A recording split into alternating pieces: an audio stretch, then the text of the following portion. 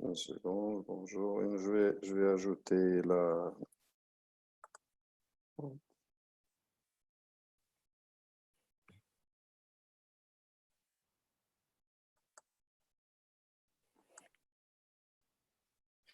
Bonjour Dunia. Bonjour Samuel. Je vais lancer Facebook Live Ok. tout de suite.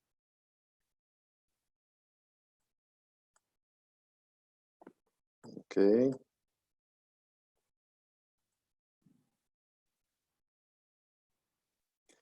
Donc, Pavik, on attend Lamia un Merci, petit c'est gentil de peu. m'avoir invité. D'accord.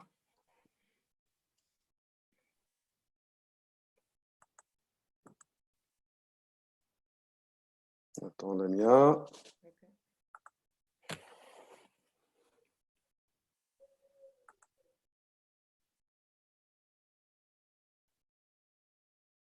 C'est bon, vous m'entendez? Oui, on vous entend.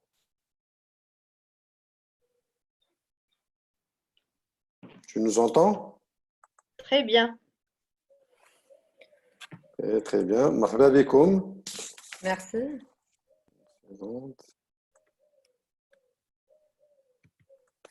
Marhaba bik Lamia, marhaba bik Dunia. Merci, Samir. Je suis ravi d'être avec des leaders marocaines.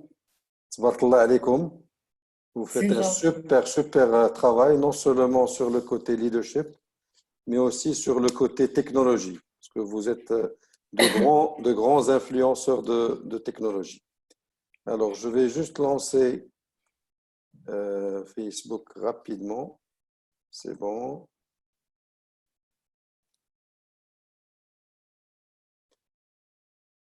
Très bien. Donc, c'est en train de faire du live streaming.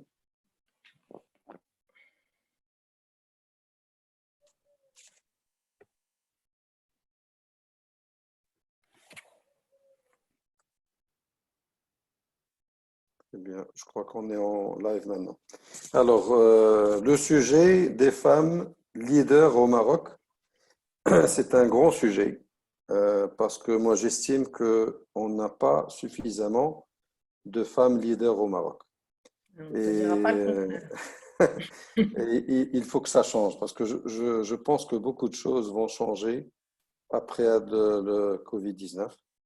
Et j'espère que l'une des choses qui vont changer, c'est d'avoir plus de femmes qui contribuent à la société et des femmes leaders. Vous amenez avec vous une autre vision des choses, une vision complémentaire à celle de l'homme et avoir un équilibre dans les organisations veut dire qu'il faut avoir des femmes leaders dans ces organisations.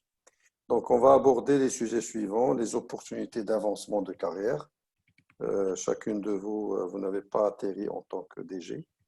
L'entrepreneuriat féminin, okay, avec toutes les difficultés qu'il voit, la participation au leadership, que ce soit dans le monde, dans le secteur privé ou dans le secteur public.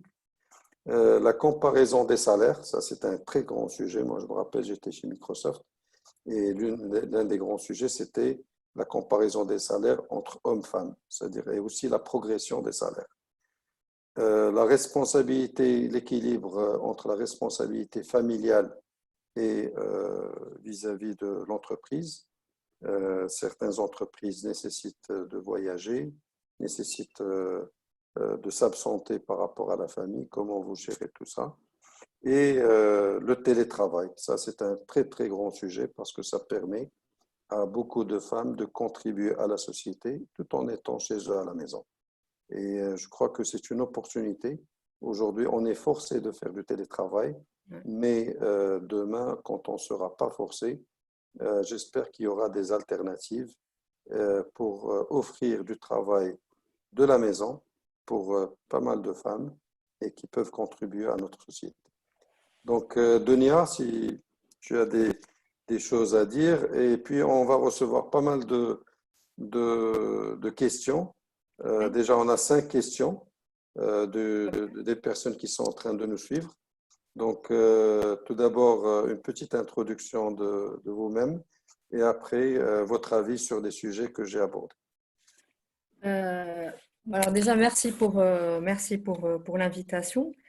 Rapidement, une petite introduction, mais je pense que par rapport à mon parcours, donc moi j'ai débuté finalement dans l'industrie du capital risque il y a plus de 18 ans déjà.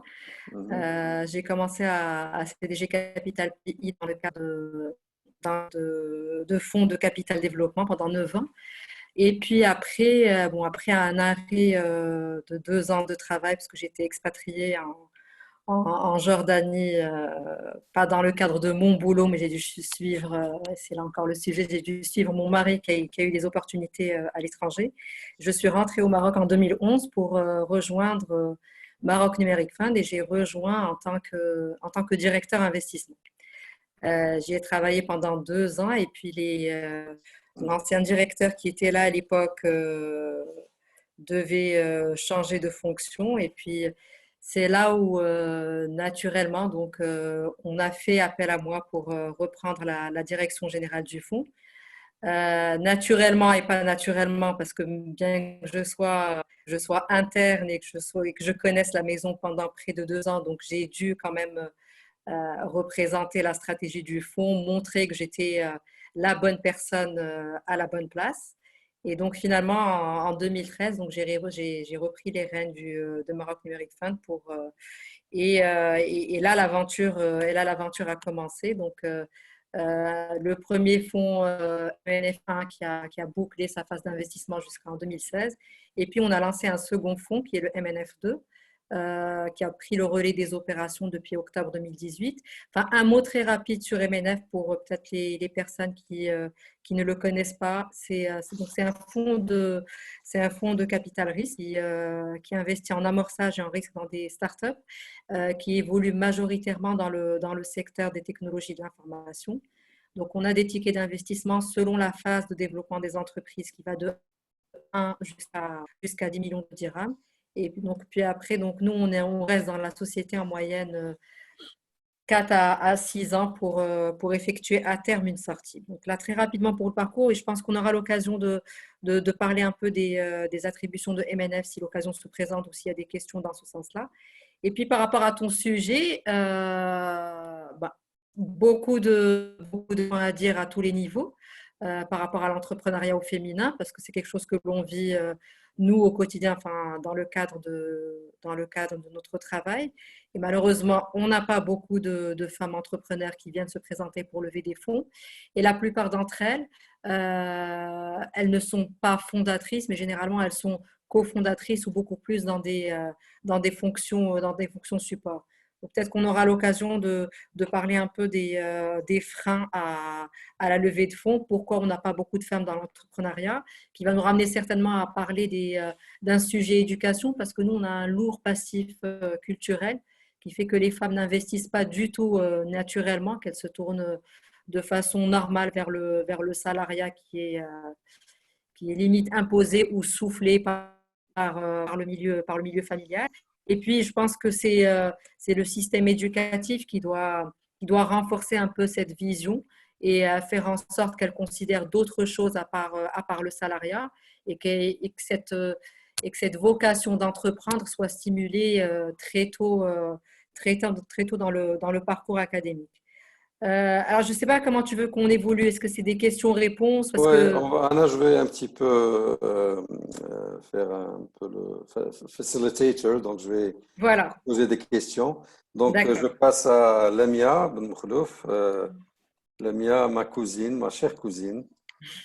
Vraiment, je suis très impressionné par ton parcours et tu es arrivé à la tête des technoparcs qui représentent un symbole de l'innovation au Maroc.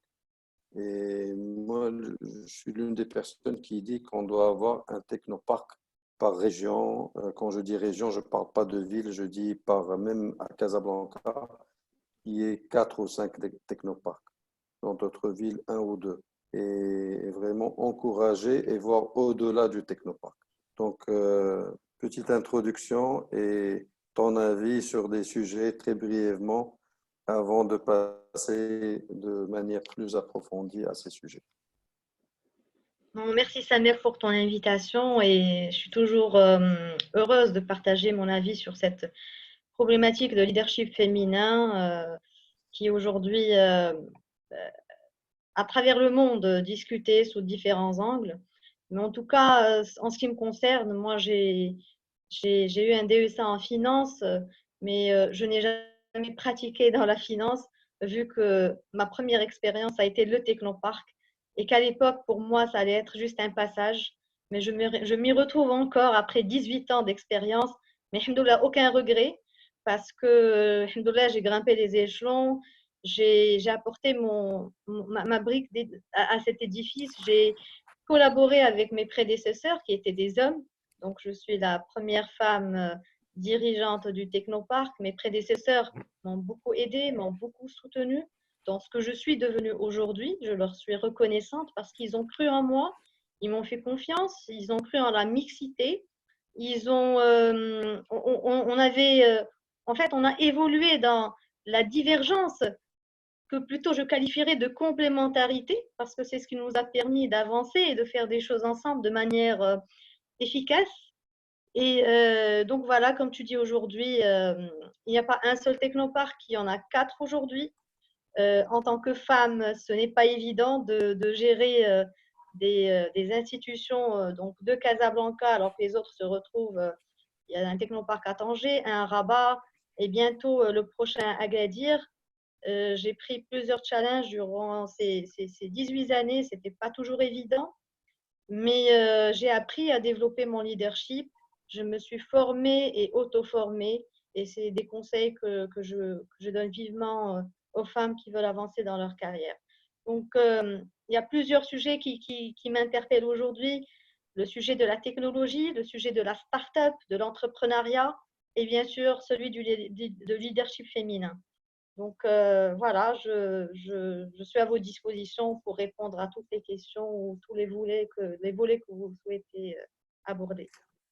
Première question, c'est une question que est-ce que vous avez senti durant votre parcours que votre évolution de carrière était aussi facile que celle des hommes qui étaient dans le même niveau que vous, et tout en sachant qu'il y a cette perception de est-ce que la femme pourra faire le travail, est-ce qu'elle pourra gérer, parce qu'on passe de ce qu'on appelle individual contributor to people's manager. Est-ce que la femme, elle peut gérer des hommes et des femmes? Est-ce que le côté émotionnel, il y a beaucoup de questions qui se posent quand on parle de l'évolution de la femme, que malheureusement, que dans ces questions ne se posent pas pour l'homme. Donc, Dunia, qu'est-ce que tu as vécu un petit peu ces difficultés?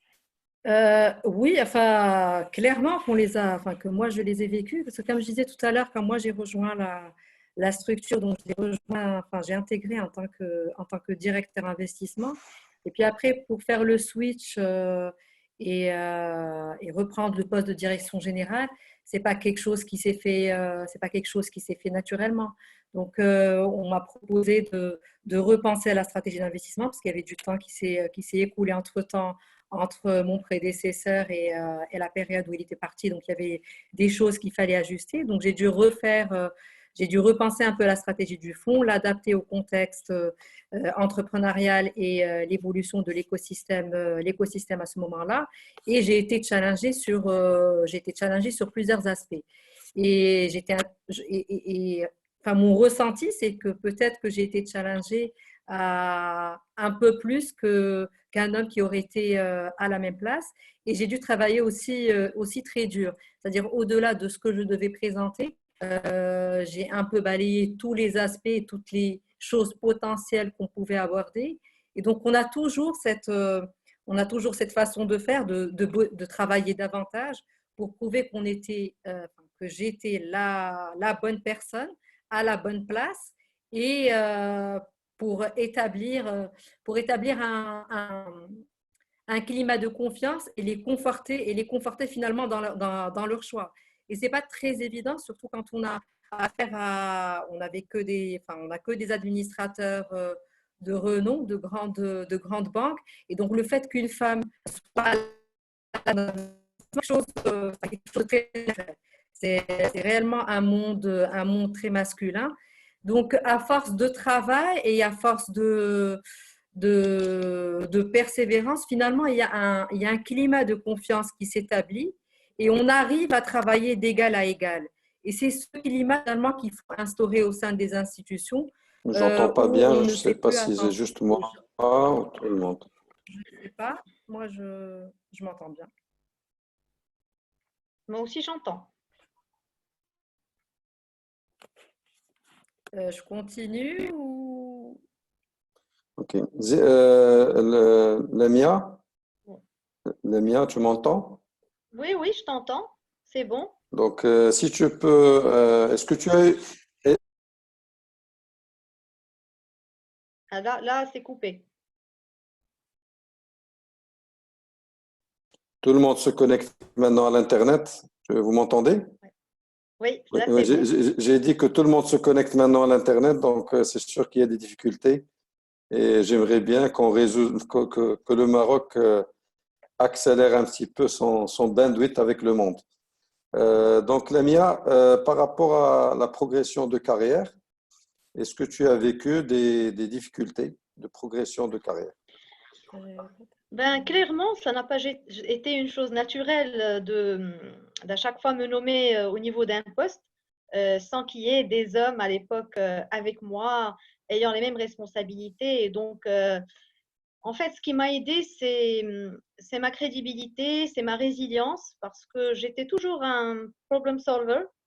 À chaque fois qu'il y avait un problème, c'était l'AMIA qu'on devait appeler pour le régler.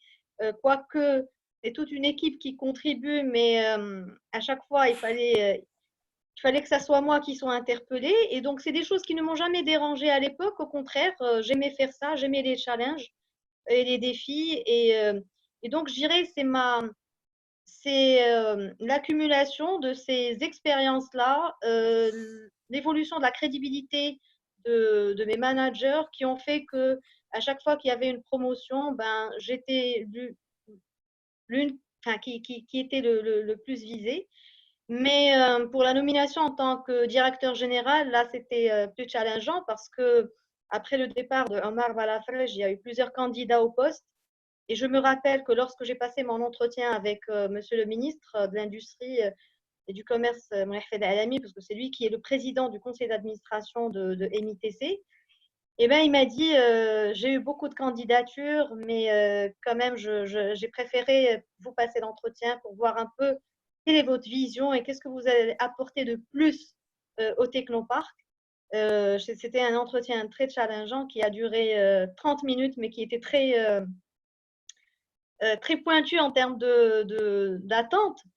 Et là, à la fin, donc, il annonce à son secrétaire général, avec le sourire, il lui dit, cette fois-ci, on va nommer une femme à la tête du Technoparc. Et ça m'a fait très plaisir. Donc, j'ai senti qu'il y avait une confiance partagée, qu'il a eu ma vision, donc, l'a interpellé.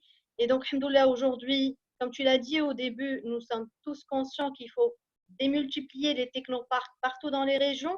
Cette stratégie, aujourd'hui, elle est déjà en cours.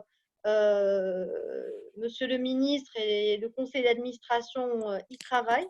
Effectivement, nous sommes tous conscients que les startups, les porteurs de projets sont partout. Nous avons des talents. Et aujourd'hui, ce dispositif mérite d'être déployé dans toutes les régions du Maroc. Alors, Dunia, il y a une question. L'évolution de la carrière des femmes au Maroc est conditionnée par beaucoup de contraintes familiales et responsabilités au foyer. D'où la responsabilité sociale des entreprises à penser à d'autres configurations et modes de travail tels que le travail à temps partiel ou le télétravail. Ton avis là-dessus? Aujourd'hui, déjà S'il par… te plaît, Dunia, est-ce que c'est oui, possible de fixer l'ordinateur parce que ça, juste le fixer, le poser quelque part? C'est il bon? est posé sur mes jambes, mais c'est très bien. Là, c'est bien. Très bien. Allez, vas-y. Vas-y. D'accord. Donc, au nouveau mode de travail, déjà aujourd'hui, c'est la Mécédite, c'est vrai qu'il y a un nouveau mode de travail qui s'est imposé de lui-même, le télétravail. Aujourd'hui, c'est vrai que en période de confinement, c'est un télétravail un peu biaisé parce que on est appelé à d'autres fonctions logistiques en plus de notre travail. Donc, ça fait quand même une charge mentale un peu plus importante que la normale. Et donc, du coup, c'est un télétravail qui est plus ou moins épuisant, moi, à mon sens, je trouve, surtout en cette période. Au-delà de ça, si on doit vraiment l'instaurer, je pense que clairement, il est beaucoup plus productif. On a beaucoup plus de temps à réfléchir, à prendre de la hauteur par rapport vraiment aux tâches quotidiennes et à réfléchir sur des choses beaucoup plus stratégiques qu'en étant sur place sur le lieu, qu'en étant sur place sur le lieu de travail. Et encore une fois, je pense que je retourne à cette crise parce elle a complètement changé un peu notre, enfin, les dimensions à l'espace et à l'espace et au temps. C'est-à-dire aujourd'hui, ce n'est plus le présentiel qui va être important, mais c'est la valeur ajoutée et la qualité du travail que l'on devra rendre ou apporter et à notre contribution réelle à la vocation, à la mission de l'entreprise. Et aussi, je pense que l'espace va être revu parce que même en termes d'infrastructure, aujourd'hui, de par ce qui se passe, on travaillera plus de la même façon. Les espaces ouverts devraient être repensés pour établir un minimum de distance. Donc le télétravail, oui, important, beaucoup plus productif et ramène beaucoup plus d'efficience et beaucoup plus de qualité à nos contributions respectives. Ceci dit, moi, à mon sens, ce n'est pas quelque chose que l'on doit instaurer de façon globale, faire que du télétravail. On a besoin quand même de se rendre à nos espaces de bureau pour maintenir un minimum de cohésion au niveau de l'équipe. C'est-à-dire ce contact physique et ce contact facial est très important dans les grandes structures et pour maintenir les cohésions de l'équipe. Donc, c'est vrai que c'est un mode de travail, surtout dans la tech aujourd'hui, c'est quelque chose de très important. Ça permet d'alléger un peu les plannings des épisodes entre différentes casquettes parce que on est peut-être dirigeante d'entreprise, on est mère, on est épouse, donc on a beaucoup de casquettes et c'est vrai que le télétravail permet d'alléger tout ça et permet de jongler de façon assez équilibrée entre nos différentes vies parce qu'on en a plusieurs. Quand je pense à tous ces call centers, tous ces plateaux de call center, je crois que le lieu de call center doit changer parce que on Mais peut non, là, en travailler de plus, chez là, nous avec les avec un bots accès chat, avec Internet et un l'avancée ordinateur. technologique. Lamia, qu'est-ce que tu en penses? En fait, Je veux juste terminer mon point, Samuel, par rapport à ce dernier point que tu as Vas-y, soulevé vas-y. des call centers. De toute façon, c'était une orientation et quelque chose qui devait arriver indépendamment de la crise.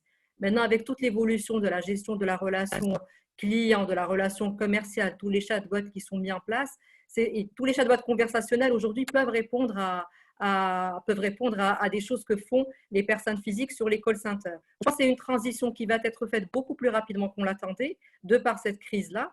Et aujourd'hui, même les espaces au niveau des call centers doivent être repensés avec un effectif sur place et décentraliser ou externaliser tout le reste. Très bien. J'ai terminé mon point. Ok. Excuse-moi, tout à l'heure, je crois qu'il y a eu Je pense que tu m'as interrompu un oui, moment, mais je pense que j'aurai l'occasion de compléter par la suite. C'est pas grave. d'accord. Donc, juste, s'il y a des choses que tu veux rajouter, pas de souci. Bien sûr. Donc, Lamia, la technologie devient un vecteur qui va aider la femme à travailler là où elle est et peut équilibrer entre sa productivité vis-à-vis de l'entreprise et c'est-à-dire son rôle en tant que mère, en tant qu'épouse. Qu'est-ce que tu penses de cette nouvelle donne que malheureusement beaucoup de chefs d'entreprise n'envisageaient n'envisageait pas. C'est-à-dire que la présence était importante pour qu'on puisse dire que la personne est productive.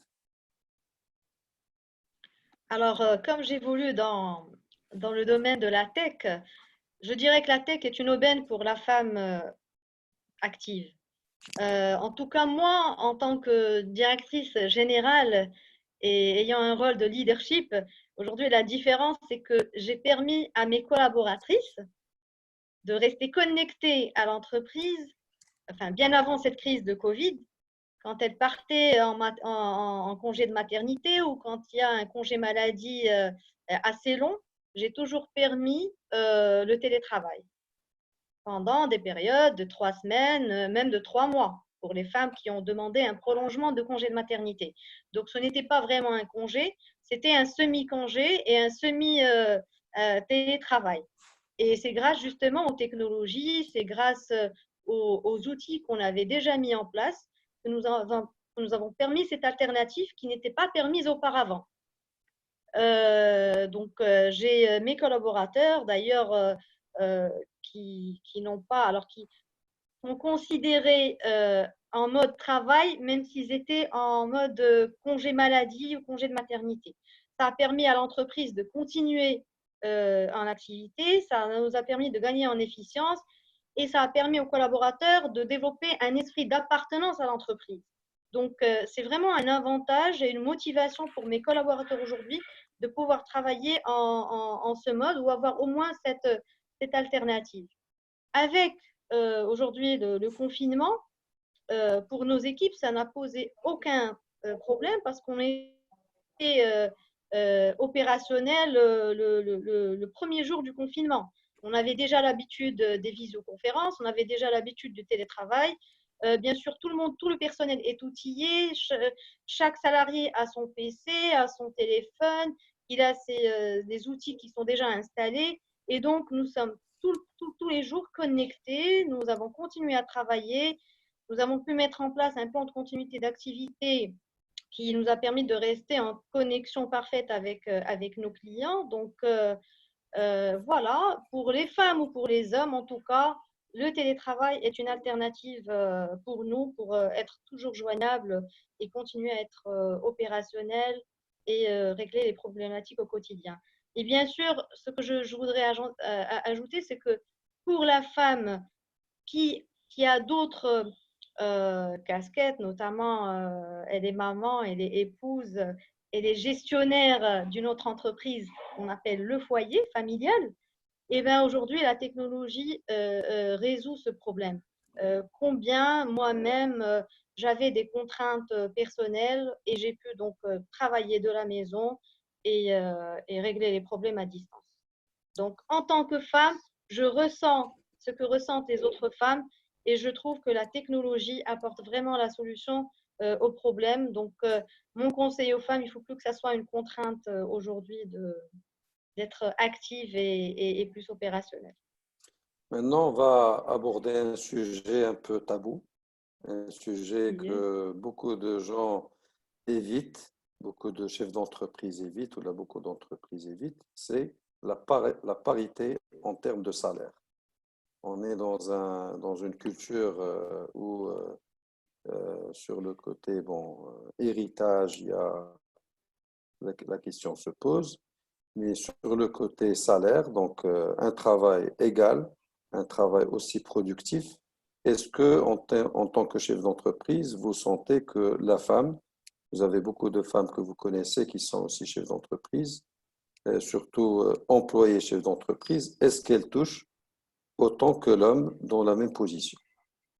Dunia. Non, malheureusement, mais clairement, on ne touche pas du tout comme vous. Les faits sont, les faits sont là. Il y a toujours un écart et les chiffres le démontrent. Il y a toujours, à compétences égales pour un même poste, il y a toujours un écart de 25% entre les salaires des hommes et les salaires des femmes.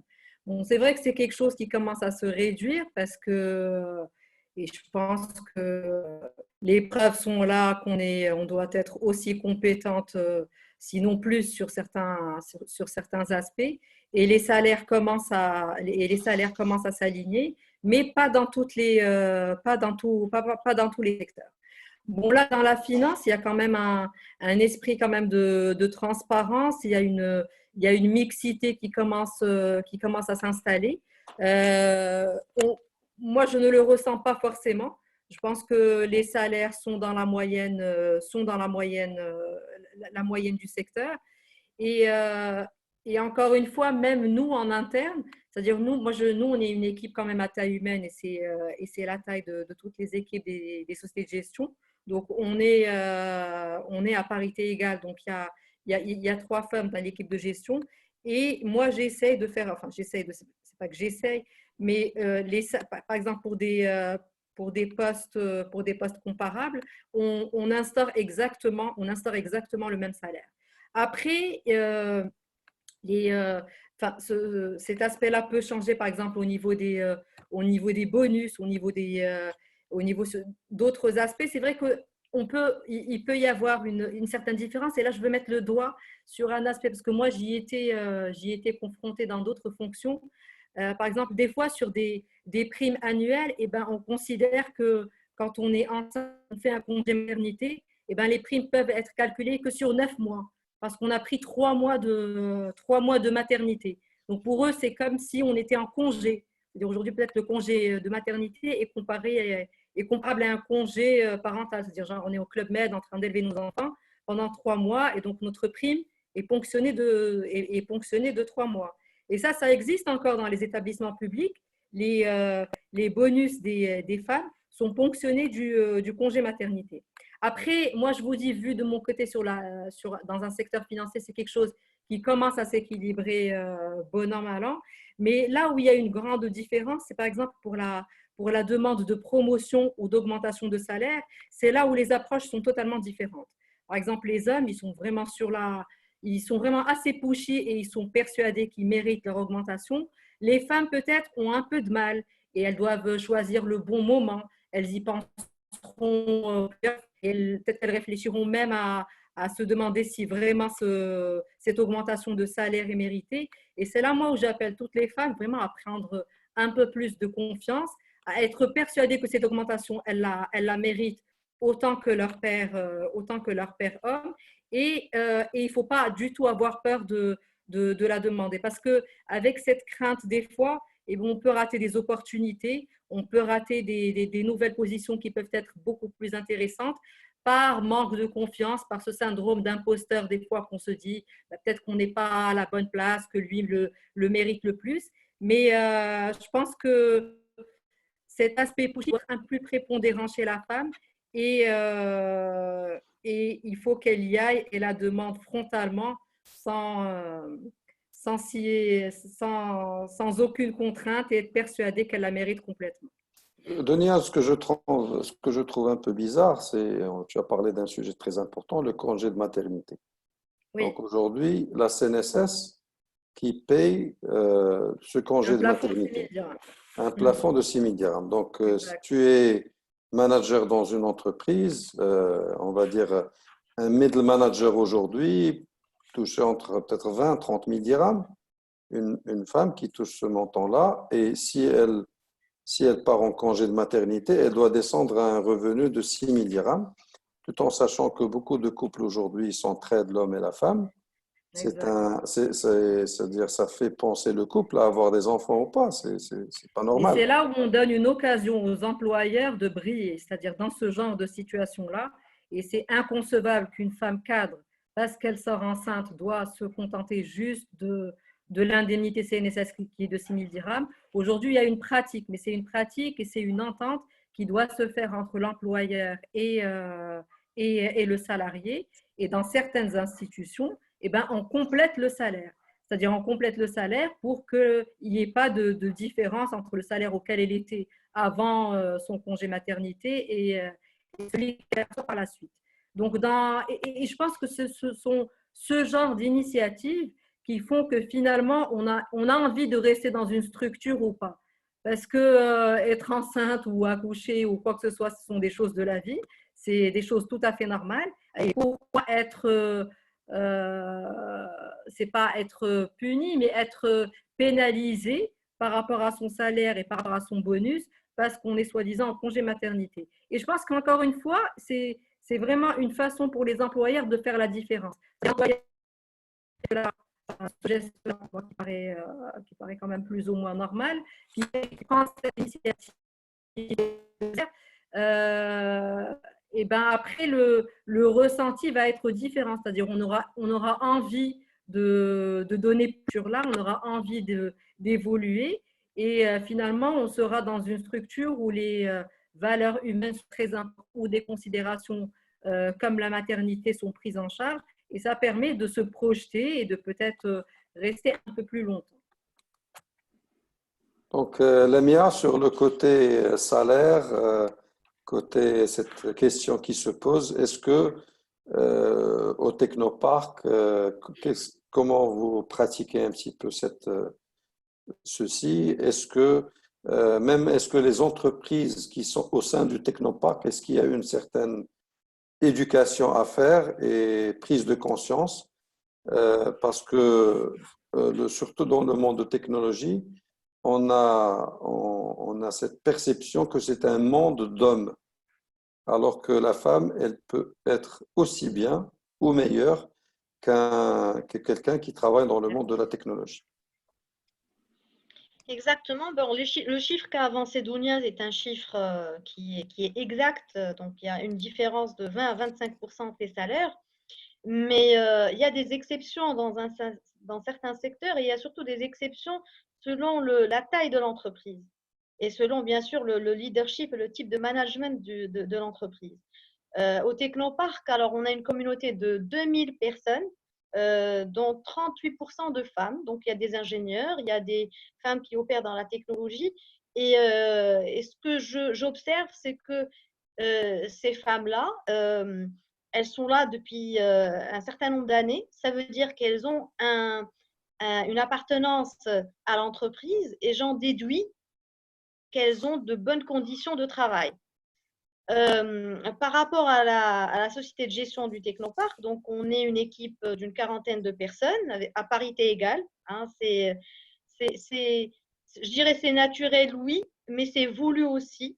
Mais à mon niveau, en fait, je fais prévaloir les compétences. Hein. C'est pas le fait d'être 50% d'hommes et 50% de femmes, mais à compétences égales, je préférais avoir des femmes pour assurer cette mixité. Donc à notre niveau, ben, si je parlerais de moi-même, je peux t'assurer que j'ai eu le même salaire que mon prédécesseur. Donc il n'y a pas eu il n'y a aucune différence et je n'ai jamais senti cette différence. En tout cas, peut-être que ça reste une exception. Mais aujourd'hui, ce que j'observe au niveau de mon équipe, quand il y a un poste vacant, je n'ai jamais eu de femme qui vient demander à être promue, mais j'ai toujours des hommes qui frappent à la porte et qui viennent demander fermement qu'ils ont absolument les compétences pour occuper ce poste. Même quand c'est pas vrai. Voilà. Exact. Donc, ce qu'il y a un manque de confiance. Il y a un manque de confiance. En fait, il y a un manque de confiance, il y a un manque d'audace. Et même quand la femme, elle a du courage, quand elle vient demander la promotion ou l'augmentation de salaire, tu dois carrément lui dire 3 fois de répéter ce qu'elle demande tellement on n'entend pas sa voix. Donc, j'espère que les choses vont évoluer. J'espère que d'ailleurs, la génération de Dounia et moi, nous sommes une génération de transition, je crois. On ne ressemble pas à nos mères, heureusement, mais on est là pour passer un bon flambeau aux générations futures, les générations de femmes leaders. Nos droits, on ne va jamais nous les donner comme ça, il faut qu'on se les arrache. Et on ne peut le faire que par de la confiance, de la crédibilité et de la résilience. Donc, il faut qu'on fasse preuve de beaucoup de résilience et de prouver ce qu'on peut faire par des réalisations concrètes. Et là, je crois que par la suite, les choses se feront de plus en plus naturellement. Et j'espère aussi que les institutions puissent développer ce qu'on appelle les conventions sociales, les conventions salariées. OK, on est dans le respect de la loi, mais on peut aller au-delà et donner des choses meilleures. Très bien, la CNSS, elle rembourse les 6 000 dirhams, mais rien n'empêche l'employeur qui tire assez profit des compétences et du rendement du salarié, femme, de pouvoir au moins lui compléter son salaire ou son indemnité pour l'encourager à donner encore le meilleur d'elle-même au niveau de l'entreprise. Très bien, merci pour ces réponses parce que ça donne aussi, ça encourage les femmes qui travaillent dans les entreprises à demander, à exiger de progresser dans leur carrière et exiger le salaire adéquat.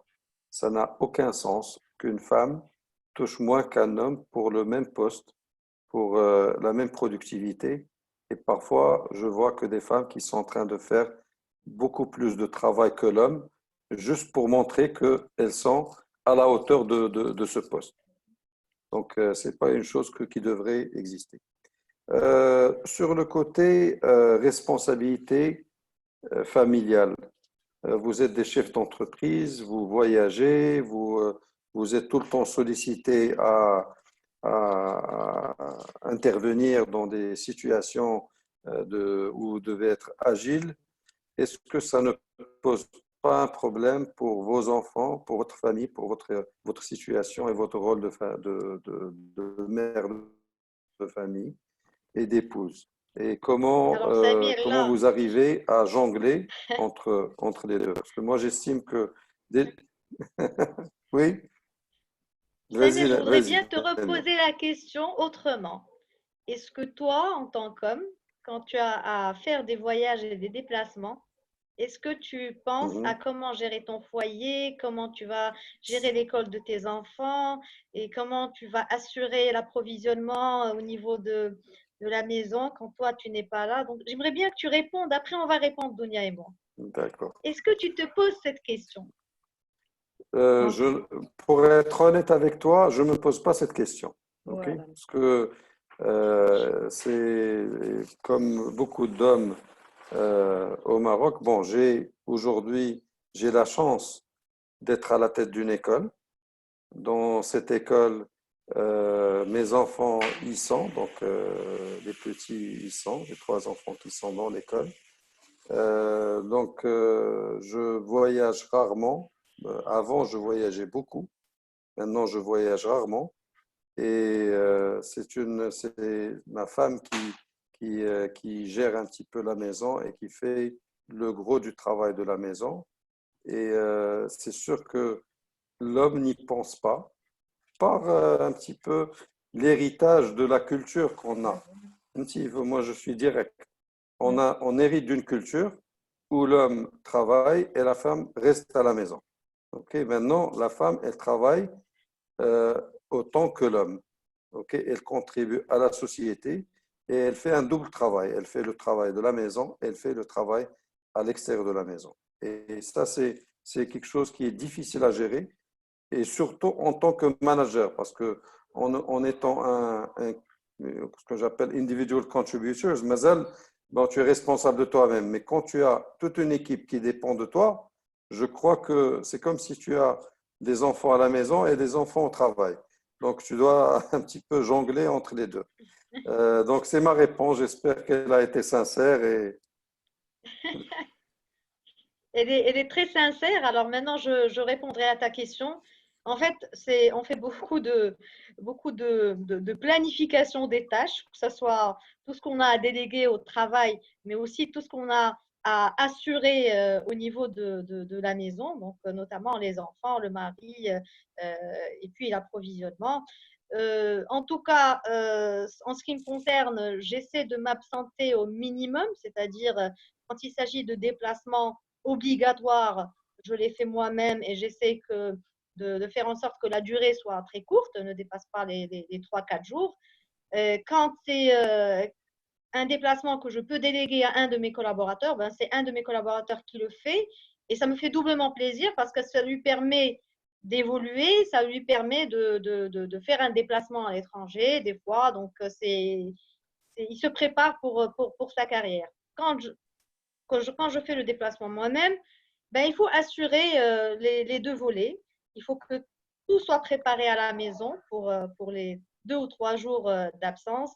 Il faut assurer le suivi des enfants à distance. Même quand on est en déplacement, on fait en sorte d'appeler 2 ou 3 fois par jour pour s'assurer est-ce qu'il est entré entre midi et deux, de regarder Pronote, est-ce que les devoirs sont faits, et puis d'appeler le soir pour voir si tout se passe bien. Et ça, c'est du boulot, hein. C'est pas rien.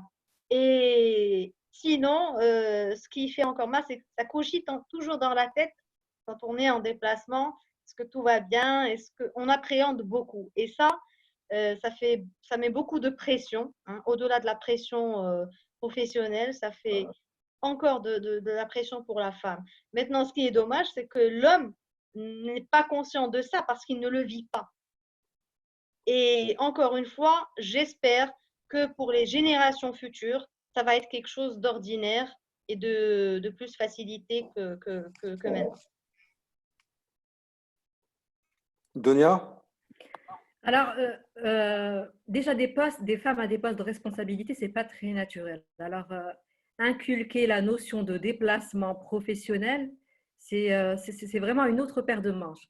C'est-à-dire, enfin, il y a encore pas longtemps, et même dans des couples aujourd'hui, ces déplacements ne sont pas vus comme des déplacements professionnels. On a l'impression que c'est des déplacements de parade, c'est des déplacements où finalement il n'y a qu'une heure ou deux de professionnel, mais tout le reste est inutile.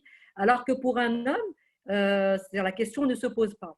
Et on est tous conscients finalement que quand on fait des déplacements professionnels, c'est vrai qu'en termes de productivité et finalement en termes de présentiel et l'événement en tant que tel, c'est pas ça qui est le plus important. Mais finalement, c'est ce qui est autour qui est très important. Le fait de tisser des liens, de rencontrer du monde, de networker, d'avoir de la visibilité, ce sont des choses annexes aux événements qu'on doit faire, qu'on est obligé de faire, qui paraissent très naturelles pour nos homologues masculins, mais un peu compliquées pour nous.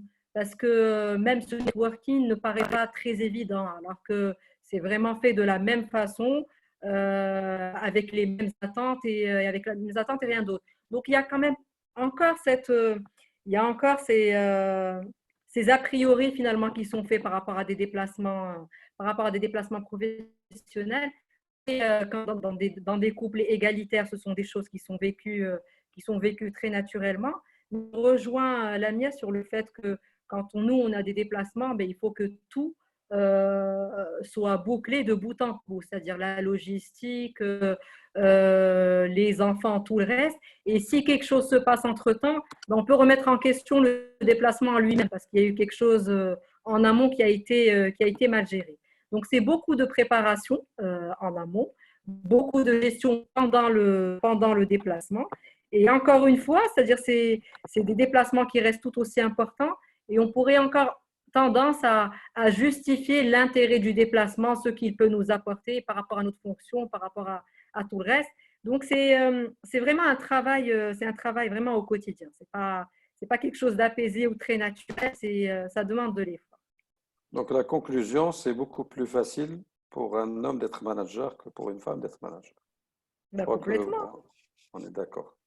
Alors, une question qui a été posée, comment les femmes, comme Lamia et Dunia, ont connu la transition au passage d'une position mid-career à un poste de management sur le plan psychologique, attitude, assertiveness.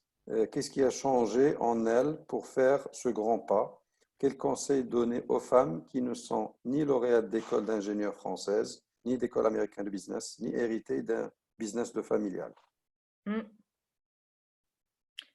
Vas-y, Dunia. Alors, je suis une femme qui fait, en tout cas, je ne suis issue ni d'école américaine ni d'école française, je suis issue du système éducatif marocain. J'ai eu mon diplôme d'université Mohamed V de Rabat et j'ai directement accédé au Technoparc pour le poste de directeur administratif et financier. C'était très, très, très challengeant pour moi. Maintenant, quand j'ai intégré le Technoparc, comme c'était le démarrage, j'ai eu l'opportunité d'évoluer petit à petit et d'apprendre. J'étais en mode apprentissage. Ce qui m'a aidé, c'est ma curiosité. Ce qui m'a aidé, c'est je suis quelqu'un qui est dans le partage et dans l'écoute surtout. J'écoute beaucoup. Et quand je dis l'écoute, donc je profite des connaissances des autres.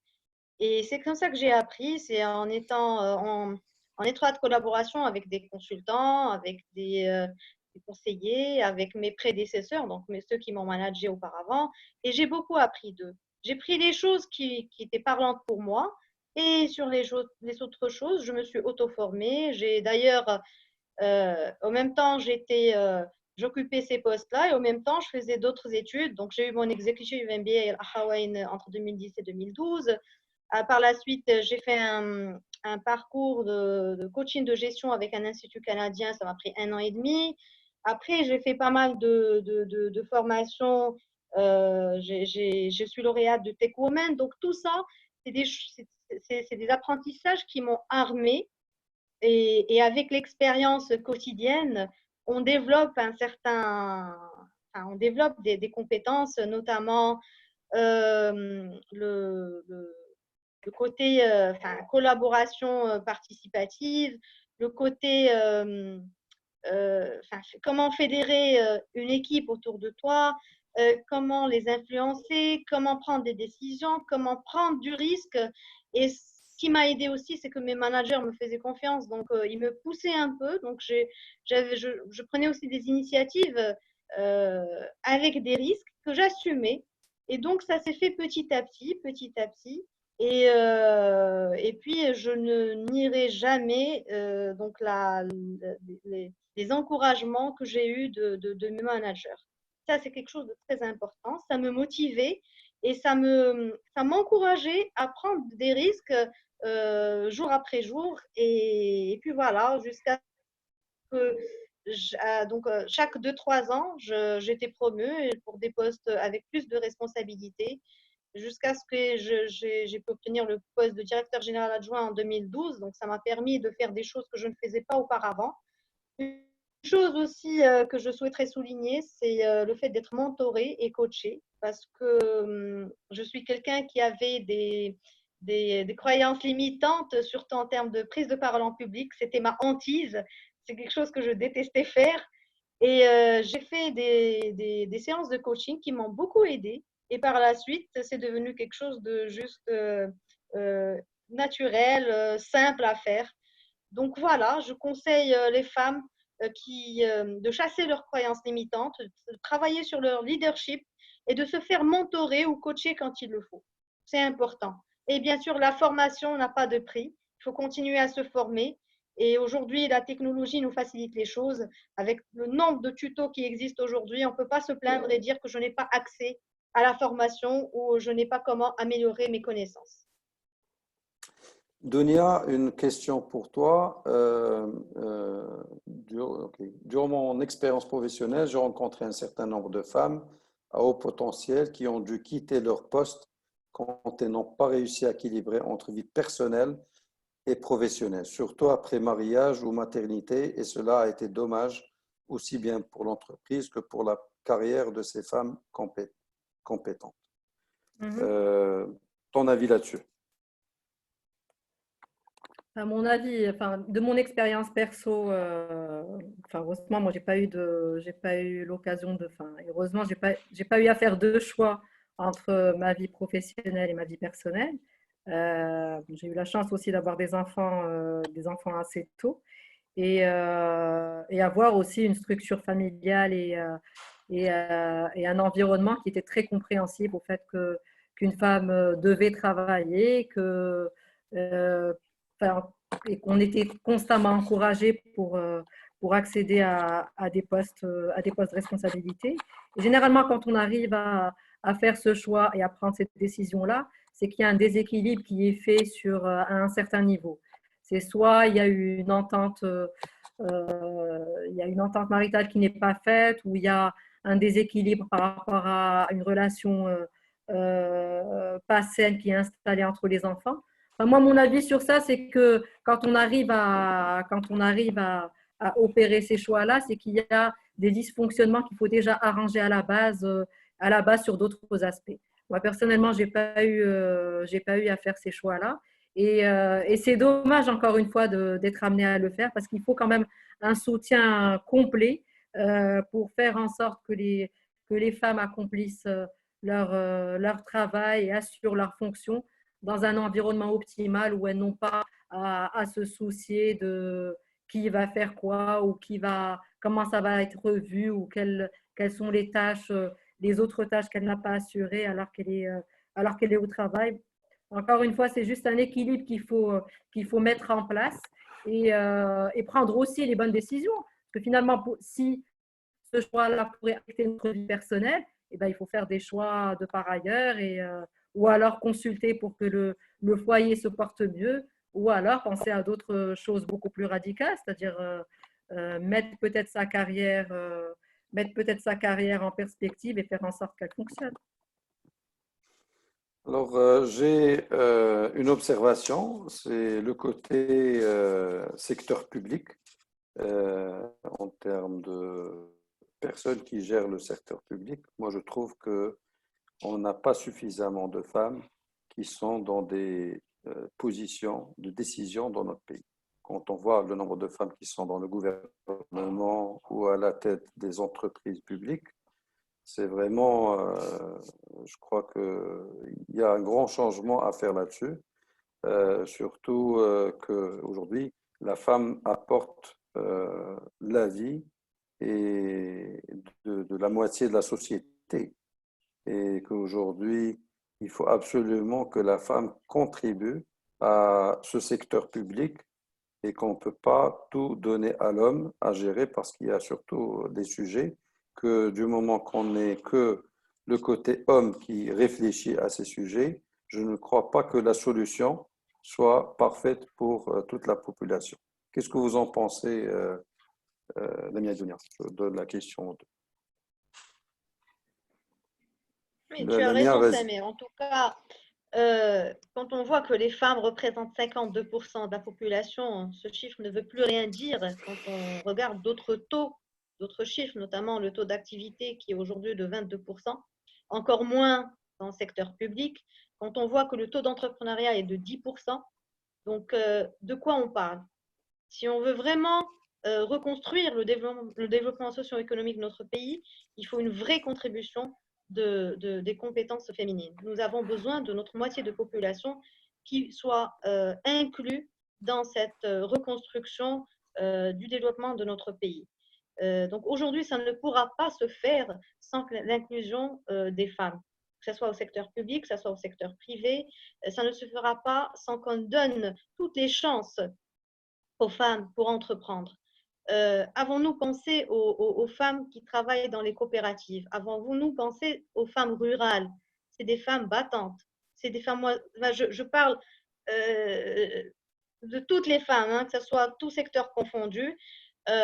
Ces femmes rurales, moi, je les ai observées. C'est des battantes. C'est elles qui travaillent. Les maris sont assis dans un coin avec leur petit verre de thé et cigarette, mais c'est les femmes qui font les allers-retours pour يسقيوا الماء j'ai été juste choquée quand j'ai été dans ces zones-là et observé ce que les femmes font. Donc, quand on parle aujourd'hui de femmes, c'est une inclusion sur tous les volets, hein, de la formation, de l'éducation, de la représentation au niveau des postes de responsabilité, au niveau de l'entrepreneuriat, de notre développement. En tout cas, j'espère que ce nouveau modèle économique qui est en train d'être rédigé aujourd'hui, j'espère qu'il prendra en compte cet aspect d'inclusion des forces vives, notamment les compétences des femmes. Dunia? Écoute, moi, je n'ai pas grand-chose à ajouter par rapport à ce qui a été dit. Clairement qu'on on ne doit pas se priver de plus de 50% de la population en termes de compétences. C'est vrai qu'il faut qu'il y ait plus de représentativité à tous les niveaux, que ça soit politique, dans des entreprises privées ou dans des entreprises publiques. Mais encore une fois, moi, je pense que pour forcer et pour appuyer le fait qu'il y ait une représentativité, une parité claire à tous les niveaux de la société, il faut qu'il y ait une forte volonté dans toutes les structures pour arriver à cette mixité et montrer que cette mixité a du bon, que ce soit en termes de productivité, en termes d'échange, en termes de climat en termes de climat au sein des structures. Et moi, je voudrais compléter également par un point, c'est que aujourd'hui, c'est vrai qu'on a la chance d'avoir énormément de réseaux féminins. Et toutes ces femmes ou toutes ces jeunes filles aujourd'hui, pour qu'elles soient pleines d'espoir et pour qu'elles essayent de se projeter pour pouvoir accéder à des fonctions de responsabilité importantes, il faut qu'il y ait un peu plus de rôle modèle. C'est-à-dire il faut que beaucoup plus de femmes descendent sur le terrain, partent dans des universités, partent dans des écoles, pour que ces filles arrivent à se projeter. C'est-à-dire il faut qu'elles le voient pour qu'elles se projettent et qu'elles se disent que finalement, elles aussi, elles peuvent y arriver. Donc, ces rôles modèles, indépendamment de tous les rôles modèles, aujourd'hui, quand on parle de rôles modèles, et on le voit même dans des panels, dans des événements, on voit qu'il y a toujours les mêmes femmes que l'on appelle. Alors qu'il y a vraiment des femmes dans l'ombre qui sont tout aussi exceptionnelles les unes que les autres et qu'il faudra appeler et qu'il faudra leur donner la voix aussi, leur donner de la visibilité pour que même elles, elles donnent ce flambeau à d'autres générations de filles et pour que tout le monde s'y retrouve. Moi, je pense qu'on a un gros déficit de rôle modèle et même quand on en a, ces femmes-là ne descendent pas forcément dans le terrain pour donner de l'inspiration et pour motiver les jeunes filles des universités, des facultés, pour que, une, elles n'abandonnent pas leur parcours académique et pour que, deux, elles arrivent à se projeter et qu'elles se disent qu'il n'y a aucune raison qu'elles n'y arrivent pas. Donc, le rôle des rôles modèles est très, très important. Les réseaux, aujourd'hui, nous, c'est-à-dire, et Lamia et moi, enfin, Lamia également peut en témoigner, quand on a pris nos fonctions, les réseaux féminins n'étaient pas vraiment très, très présents. Aujourd'hui, on a la chance d'avoir énormément de réseaux féminins où on peut débattre, on peut parler à bâton rompu de nos craintes, de nos angoisses, partager, se faire également accompagner. Et ce n'est pas des réseaux juste féminins. Là, encore une fois, moi, je ne suis pas vraiment dans du féminin. Il faut qu'il y ait de la mixité. C'est-à-dire on doit évoluer ensemble. Il faut qu'il y ait beaucoup d'hommes, même dans ces réseaux féminins. Et nous, on fait partie, Lamia et moi, d'un réseau qui est le réseau Women, où il y a énormément d'hommes qui nous accompagnent, qui nous supportent, qui portent nos voix. Et on a besoin d'avoir cet appui-là pour évoluer tout ensemble. Est-ce que, bon, il reste quelques minutes, est-ce que vous pouvez partager avec nous votre routine d'une journée pendant le confinement? Ça va casser les mythes, là. Hein. Si on fait ça, ça Ah. va vraiment casser les mythes. Moi, pour moi, j'ai pas de. Aujourd'hui, j'ai aucune aide à la maison, donc on fait tout. C'est-à-dire, le premier début de journée est consacré au travail. On doit être connecté, voir comment la journée va se profiler en organisant des heures de travail qui nous arrangent plus ou moins. Et puis, écoutez, juste après, donc on doit se consacrer à la maison. Entre les deux, on se consacre. Donc, on peut devenir schizo. C'est-à-dire, on peut faire un call, passer à la cuisine, passer à la serpillière, revenir faire un call. Et réellement, il y a de quoi peut-être à un moment, quand on se dédouble de cette façon-là, je pense qu'on va laisser quand même des neurones dans ce confinement parce que c'est très, très prenant. Et c'est vraiment hyper compliqué à gérer. Enfin, moi, du moins, pour ma part, il y a des jours qui sont un peu plus épuisants que d'autres. Et je pense Dunia, que la mienne doit avoir les mêmes journées que moi. Dunia, tu restes à la maison toute la journée, tu ne sors pas? Je sors quasiment pas. C'est mon mari qui sort, je sors pratiquement pas. Moi, j'ai vraiment été confinée au vrai sens du terme. Déjà étant très angoissée par rapport à tout ce qui se passe à l'extérieur, je sors que très, très rarement. Lamia, ta journée? Alors, extra multitâche. On jongle entre, comme a dit Dounia, entre la cuisine et l'ordinateur. Bon, sachant qu'en cette période particulière, nous n'avons pas d'aide, les aides habituelles qu'on avait aujourd'hui, on ne les a plus. Ce qu'on fait, c'est qu'il y a une vraie entraide familiale, donc on se partage un peu les tâches, mais quand même, en tant que femme, quel que soit, on hérite quand même de 70% des tâches ménagères. Mais sinon, au niveau du travail, bon, j'essaie de m'organiser, de faire mes visioconférences en fonction. Je travaille en moyenne 6 heures par jour. Et puis, le reste, donc, je fais avec. Mes journées, en fait, durent 12 heures. Hein, c'est minimum 12 heures de travail, que ce soit le travail ménager ou le travail professionnel. Mais surtout bon, avec le c'est une période Ramadan. aussi qui a révélé beaucoup d'apprentissage, que ça soit des choses qu'on sous-estimait auparavant et qui sont devenues très importantes aujourd'hui. Hein. Ça nous a interpellés sur plusieurs niveaux, à plusieurs niveaux, sur le partage de notre temps, la gestion optimale de notre temps, le temps à consacrer à chaque chose, à la famille, aux enfants, au travail. Donc, vraiment, c'est vrai que c'est difficile. Je ne le nie pas. On commence à être fatigué. Nous voulons reprendre nos habitudes. Ça se fera, Inch'Allah, progressivement. Mais en tout cas, on prend avantage de cette période qui nous a révélé des résolutions qu'on va, Inch'Allah, mettre en place après la reprise.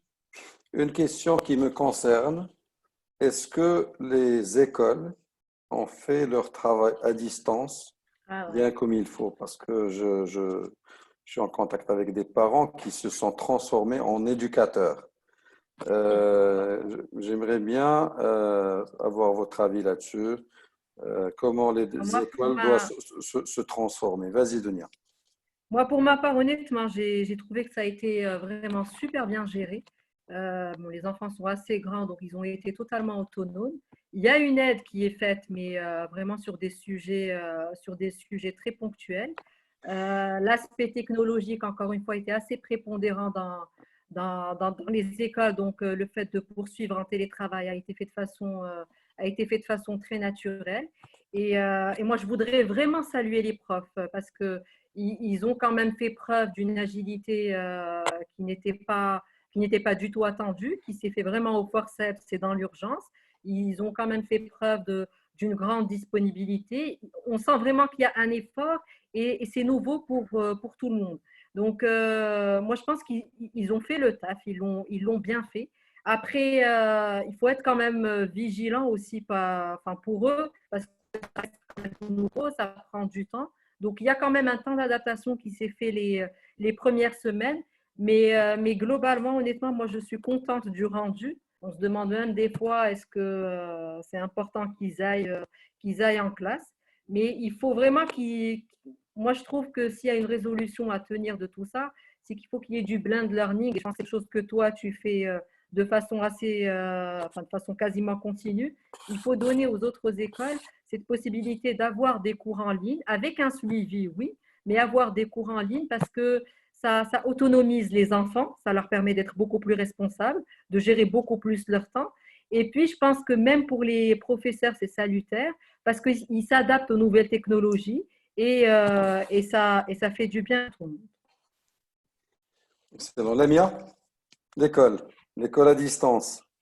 Ton Ben, écoute, jugement. moi, comme les miens ils sont adultes, ils sont autonomes, donc pour moi, ça se passe bien, mais je suis en contact avec des cousins et des cousines qui ont des enfants en bas âge, et c'est vrai que ça demande quand même une implication des parents, quoique on reste impressionné par les professeurs et les écoles qui se sont quand même adaptés de manière rapide et efficace aux nouvelles contraintes du Covid. Donc vraiment, si on a pu faire cette transition en si peu de temps, que pourront-on faire quand on aura tout le temps?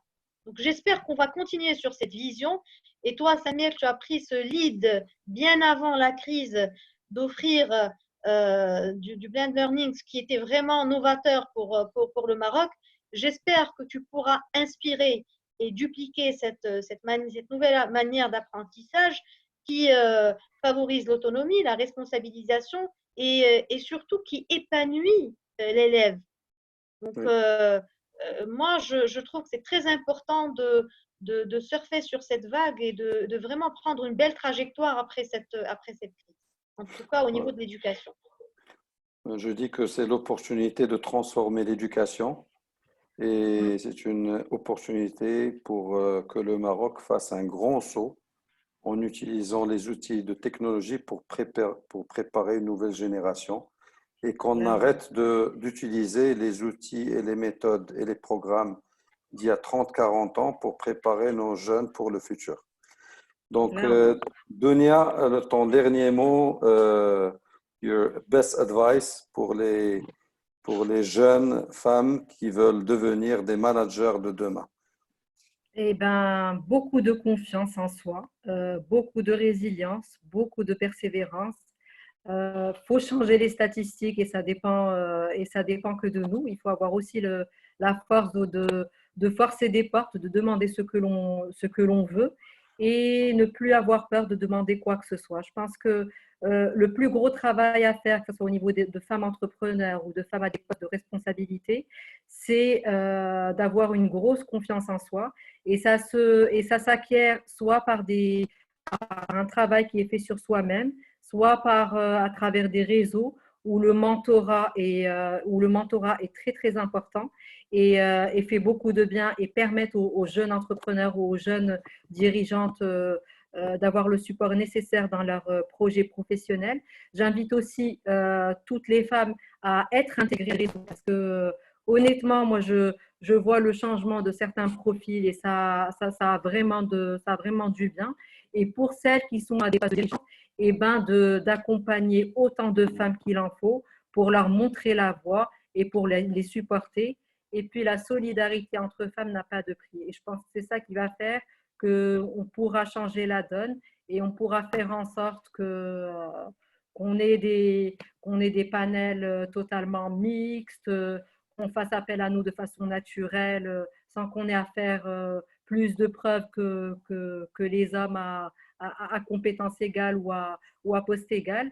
Donc moi, c'est vraiment beaucoup de solidarité entre femmes, beaucoup de conviction, beaucoup de confiance et ne pas hésiter à donner l'exemple, à descendre sur le terrain et accompagner c'est-à-dire, et encore une fois, il faut que vraiment cet accompagnement se fasse à tous les niveaux et dans toutes les régions.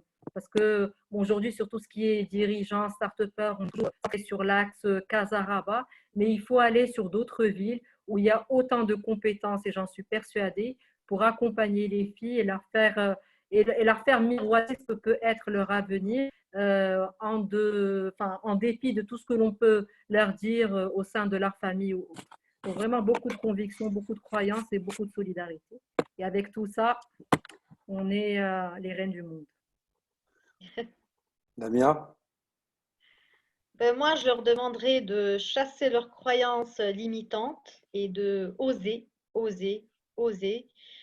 Aujourd'hui, il faut qu'on soit actrice du changement.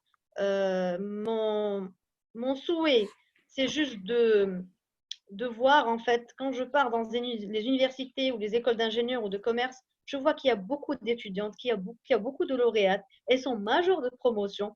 Et ce nombre-là, ces gens, ces filles, ces jeunes, je veux les voir dans des postes de décision. Je veux les voir chefs d'entreprise. Et c'est comme ça qu'on changera la donne. Donc, mesdames, s'il vous plaît, aidez-nous à changer ces statistiques. Je suis sûre que vous avez du potentiel, vous avez les compétences.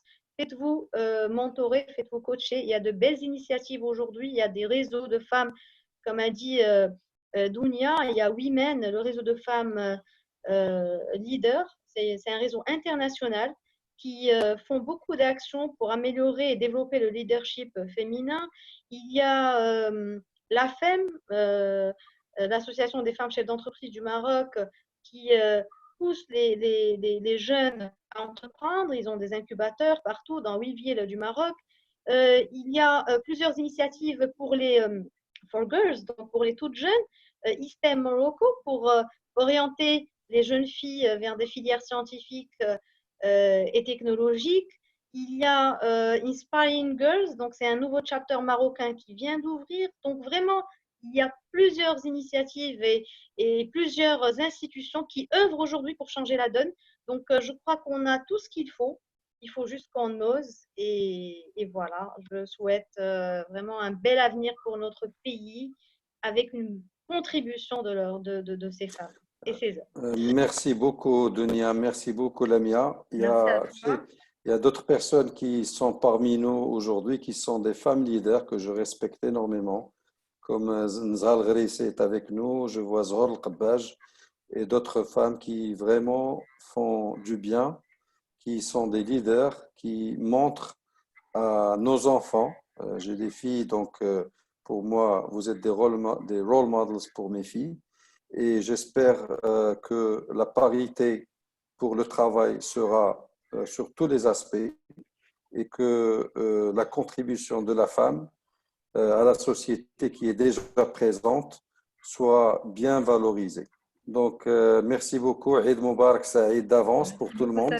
Et j'espère que vos conseils, Inch'Allah, vont impacter les jeunes de demain, Inch'Allah. Merci. Merci. Au revoir. Merci Samir. À bientôt. Au revoir.